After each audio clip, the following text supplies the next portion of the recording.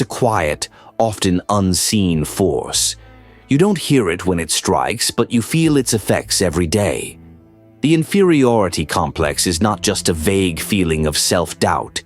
It's a deep, psychological issue that erodes your self-worth, feeding on every flaw you perceive in yourself. But what is it, really? Why does it grow inside us? And most importantly, how can we confront it and reclaim our sense of value? The inferiority complex has many faces. At first, it might seem harmless, a slight discomfort in social situations, a passing feeling of not being good enough. But left unchecked, this complex can spiral, quietly suffocating our potential, making us believe that we are never enough. We convince ourselves that others have something we don't, that they possess qualities, talents, or opportunities that will always remain out of our reach. We all experience moments of vulnerability, where we feel less capable than others. But for some, this feeling becomes a permanent fixture in their identity. It's rooted in the belief that there is a fundamental flaw within us, something that makes us unworthy of success, love, or even respect. This belief can stem from a variety of sources: childhood experiences, toxic relationships, societal pressures, or simply the comparison trap we fall into on social media. But no matter the origin, the result is the same: a deep, insidious belief that we are inferior. At its core, the inferiority complex is about perception. It's about how we see ourselves and how that vision is influenced by external factors.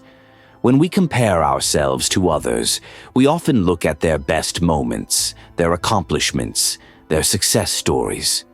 But we don't see the behind-the-scenes struggles, the failures, or the quiet doubts that everyone carries. We measure our worth based on a distorted version of someone else's reality. When you feel inferior, you avoid situations where you might fail, or worse, where you might be exposed for not being good enough. You keep your distance from challenges. Imposed limitation is a cage, one that traps your mind, your spirit, and your potential.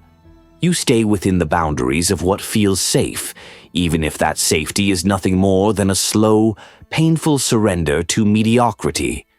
You stop dreaming big because the fear of failure becomes stronger than the desire for success. A crucial part of the inferiority complex is the fear of judgment.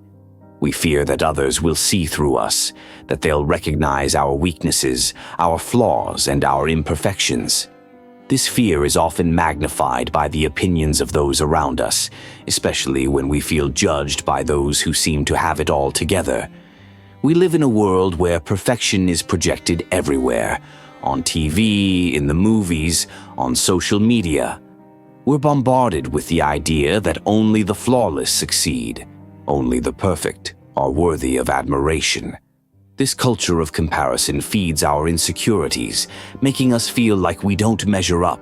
But here's the truth. Everyone has flaws. Everyone has moments of insecurity. Everyone struggles. The people we admire for their success or talent have all fought their own battles with self-doubt. They've faced their own inferiority complexes, and most of them still do. It is also important to recognize that while the fear of judgment can be paralyzing, it is not as powerful as the fear we hold of ourselves. The truth is that we are our harshest critics. We judge ourselves more severely than anyone else ever could. When we make mistakes, we allow those mistakes to define us. When we fail, we assume it means we are failures in every other aspect of our lives. This constant self-criticism feeds the inferiority complex and makes it grow even stronger.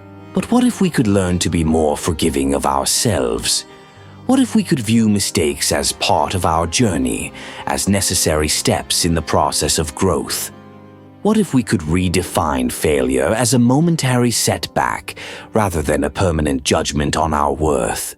Breaking free from the inferiority complex requires a shift in perspective. It begins with self-awareness, recognizing that your feelings of inadequacy aren't inherent truths about who you are. They're simply feelings, and they can be changed. You don't need to believe every thought that crosses your mind, especially the ones that tell you you're not good enough. If this is all making sense to you, hit the subscribe button and join the paradox theory. Thank you. Start by challenging your negative self-talk. When you catch yourself thinking that you're inferior to someone else, ask yourself, what evidence do I have that this is true? Often, the evidence is based on assumptions or comparisons that don't hold up under scrutiny. Remind yourself of your strengths, your achievements, and the unique qualities that make you who you are. This isn't about blind positivity or pretending to be something you're not. It's about developing a more balanced perspective. When you notice a negative thought, pause and examine it.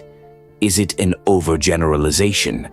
Are you discounting the things you've done well? Are you focusing only on your flaws while ignoring your strengths? It also helps to become aware of the narrative you tell yourself. We all have stories in our minds about who we are, what we deserve, and how we fit into the world. If that story is filled with negative self-judgment, it's time to rewrite it. You have the power to tell a new story about yourself, one that reflects your true potential and value. Another powerful tool in rebuilding your self-worth is setting small, achievable goals. The inferiority complex thrives on feelings of helplessness and failure. When you set goals and take steps to accomplish them, you prove to yourself that you are capable. Each success, no matter how small, reinforces the belief that you have value, that you are worthy, and that you are enough. When setting goals, it's important to make them specific and measurable. Vague goals like become more confident or be better at my job can feel overwhelming because they don't have clear milestones. Instead, break those goals down into smaller, more manageable tasks. For example, if you want to become more confident, you could set a goal to speak up in meetings at least once a week. If you want to be better at your job, you could commit to learning one new skill each month. Achieving small goals helps to build momentum. With each task completed, your confidence grows. You begin to see yourself as someone who is capable of achieving things, and over time, this new identity becomes ingrained in your mind. It's essential to recognize that vulnerability is not a weakness. It's a source of strength. When we embrace our imperfections, we give ourselves permission to be human. The most confident and self-assured individuals are often the ones who have fully accepted their flaws. They don't hide from their mistakes or try to present a perfect image to the world. Instead, they are authentic, and in doing so, they inspire others to do the same. When you allow yourself to be vulnerable, you are no longer bound by the need for approval. You stop seeking validation from others because you no longer feel the need to hide your flaws or pretend to be perfect.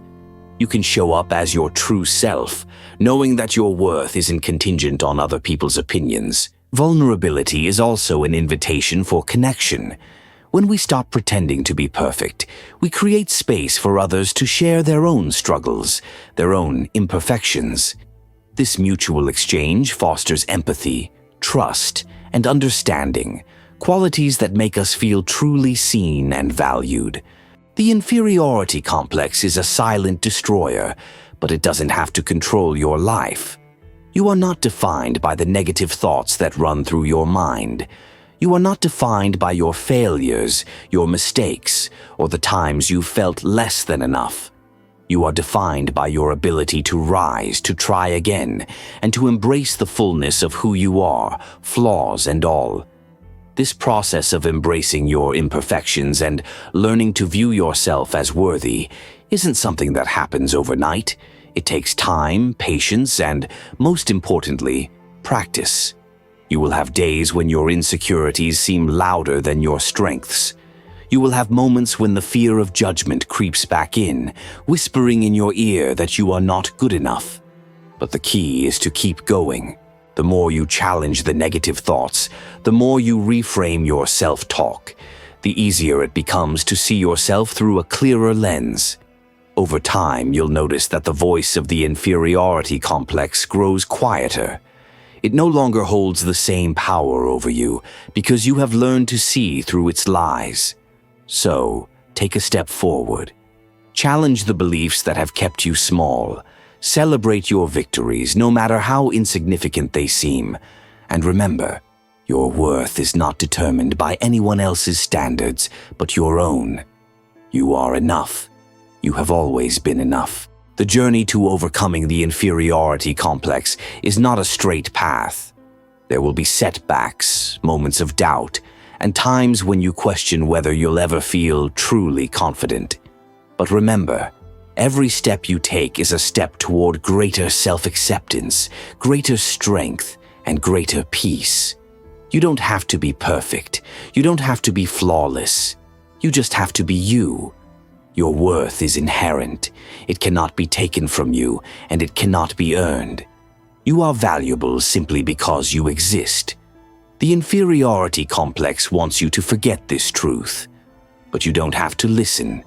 You can choose to see yourself as worthy, deserving, and enough, just as you are. So, as you continue on this journey, hold on to the truth that you are not inferior.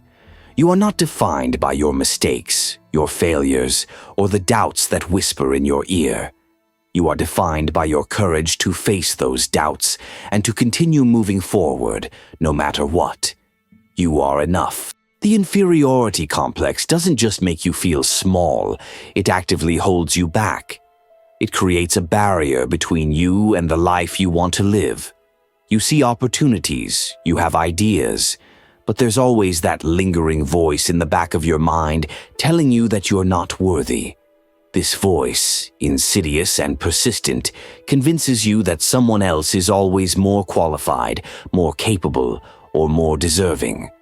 Over time, this leads to paralysis, unable to act, unable to move forward, because you don't believe that you have what it takes.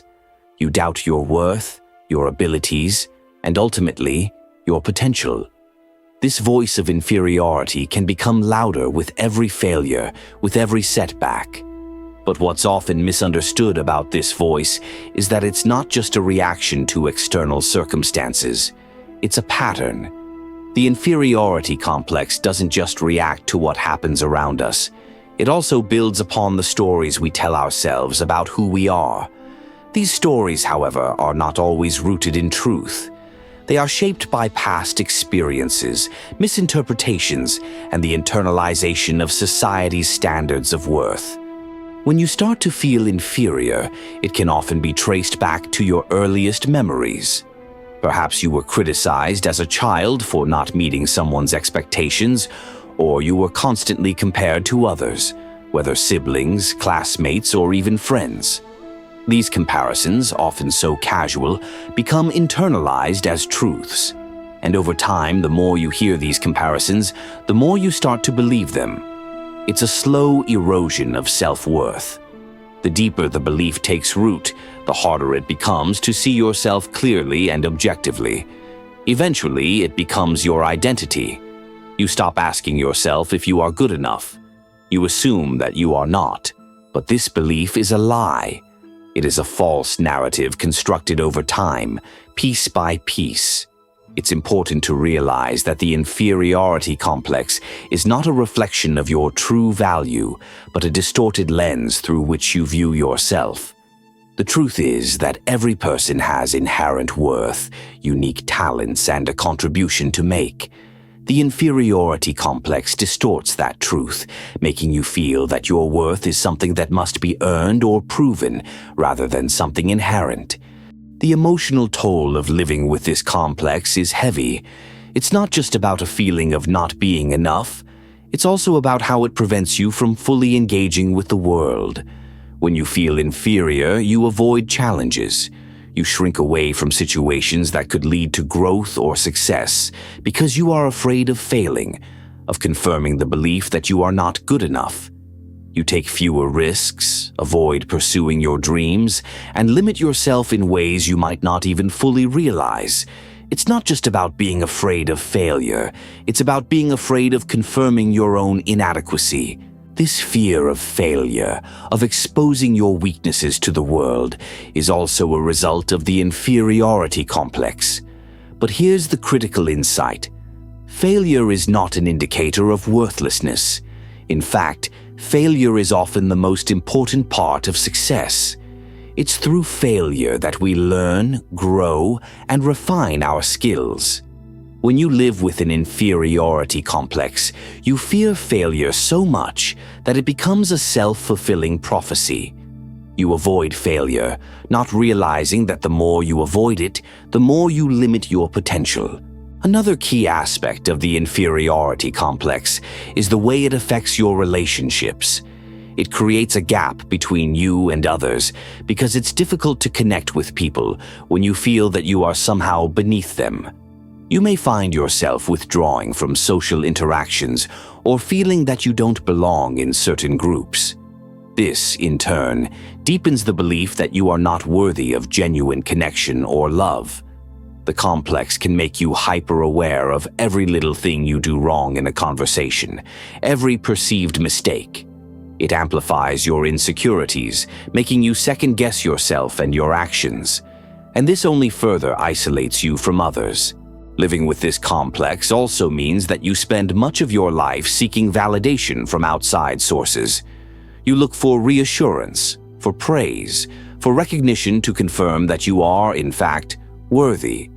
But this external validation is a double-edged sword. While it may provide temporary relief, it doesn't address the core issue.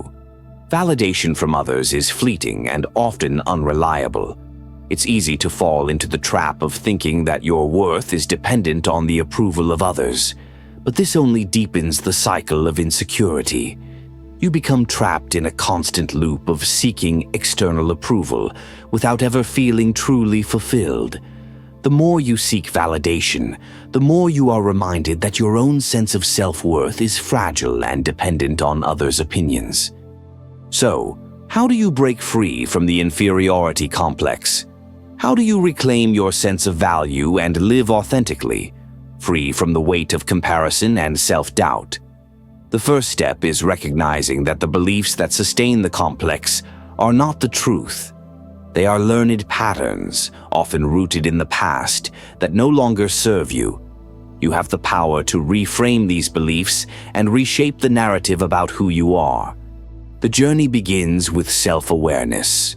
Understanding where these feelings of inferiority come from and how they manifest in your thoughts and actions is the first step in breaking the cycle. Take time to reflect on the events or messages that may have contributed to the formation of this complex. Were there moments in your past when you felt like you were not enough? What messages did you internalize about your value based on these experiences? Once you can identify the source of these beliefs, you can begin to challenge them. Ask yourself, is this belief truly mine, or is it something I've inherited from external influences? Once you become aware of the origins of your inferiority complex, the next step is to change your internal narrative.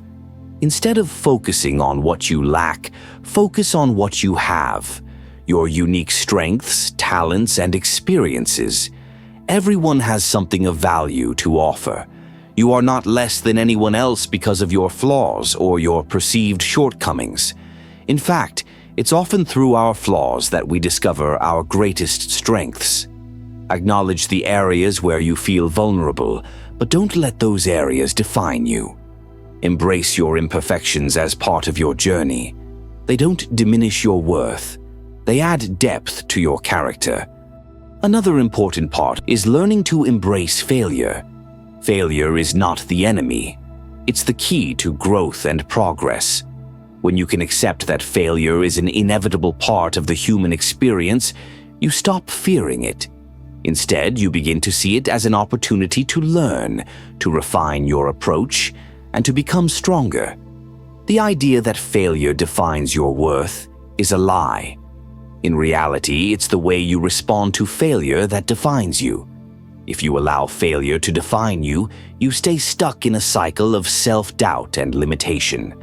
But if you embrace failure as a learning experience, You free yourself from the chains of the inferiority complex. Lastly, the path to overcoming the inferiority complex requires building self-compassion. You must be kind to yourself. The voice inside your head that tells you that you're not good enough is harsh and unrelenting, but you don't have to listen to it. Instead, practice speaking to yourself with the same compassion you would offer a friend. Remind yourself that it's okay to be imperfect, that you don't have to be perfect to be worthy of love, success, or happiness. Self-compassion is not about excusing your mistakes. It's about accepting them as part of the human experience and treating yourself with kindness in the face of them. As you begin to challenge the beliefs that sustain the inferiority complex, you will start to notice a shift. The more you embrace your own worth, the less power the complex will have over you. You will find that you no longer seek validation from others because you no longer need it to feel complete. And so must we. Before you go, I want to hear from you. Share your thoughts in the comments. I'd love to read your experiences and reflections. And if this message resonated with you, make sure to subscribe. It's important, much more than you imagine. And trust me, the journey we're on together is just getting started. The next videos are going to go even deeper, so stick around. You won't want to miss what's coming next. See you soon.